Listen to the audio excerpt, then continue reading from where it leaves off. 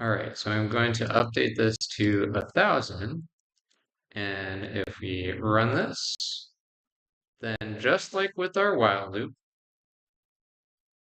after a few moments, we got, I will not set my teacher's hair on fire, printed 1,000 times. So let's recap.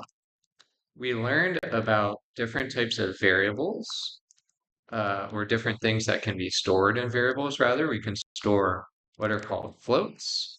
We can store integers. We can store these strings.